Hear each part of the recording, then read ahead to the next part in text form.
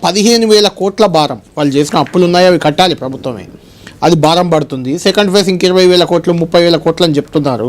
అదే కొత్త భారం. అవి పూర్తయితే ఎల్ఎన్టీకి నష్టాలు. ఫస్ట్ మెయిన్ పాయింట్ మెట్రోకి నష్టాలు వస్తున్నాయి అనేది పాయింట్. ఈ ఫస్ట్ ఫేజ్కే ఏడాదికి దాదాపు 600 కోట్లు 700 కోట్లు నష్టాలు వస్తున్నాయి అనేది లెక్క. 500 కోట్లని రకరకాలుగా చెప్తున్నారు.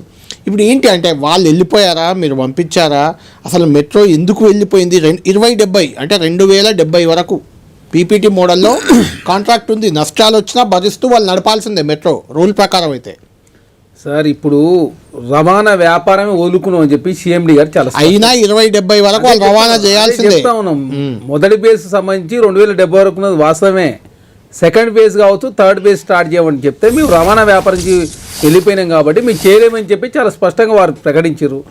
అదే కాకుండా కేంద్రం కూడా రెండో ఫేజ్ కావచ్చు, మూడో ఫేజ్ సంబంధించి మీరు అనుమతి ఇవ్వండి అని చెప్పితే డెఫినేటివ్ అగ్రిమెంట్ ఉండాలని చెప్పి కేంద్రం చాలా స్పష్టంగా ప్రకటించింది. అంటే ఎల్ఎన్టీ సంస్థ కావచ్చు, రెండో ఫేజ్ మూడో ఫేజ్ చేసే సంస్థలు ముగ్గురు కలుసుకుని ఒక అగ్రిమెంట్ చేసుకున్న తర్వాత మేము కేంద్రం అనుమతిస్తామని చెప్పి చాలా స్పష్టంగా వాళ్ళు ప్రకటించారు.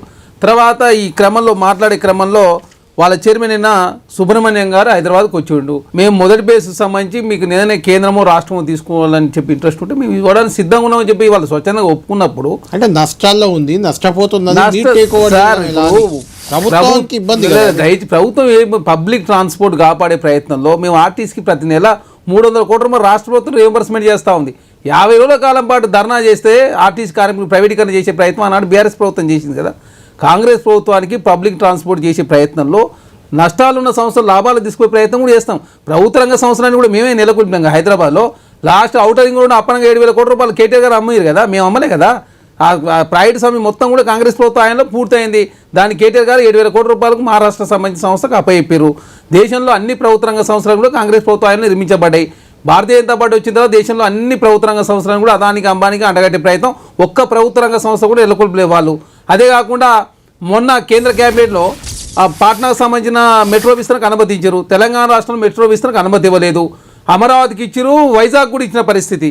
కాబట్టి కేంద్రం కూడా తెలంగాణ విషయంలో మొండి వైఖరి ప్రదర్శిస్తూ ఉంది.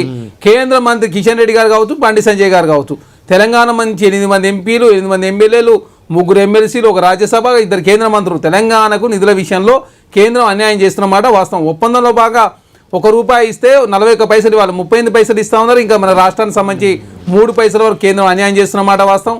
మెట్రోకు ప్రత్యేక అనుమతులు ఇవ్వకుండా ఏకంగా అమరావతికి అయితే 50%, ఎందుకంటే కేంద్ర ప్రభుత్వం కేంద్రమే 50% భరించి ఏకంగా అమరావతికి అనుమతించిన పరిస్థితి మనం చూసినాం. కాబట్టి ఎల్ఎన్టీ సంస్థ వెళ్ళిపోయి వాళ్ళు స్వచ్ఛందంగా తప్పుకుంటూ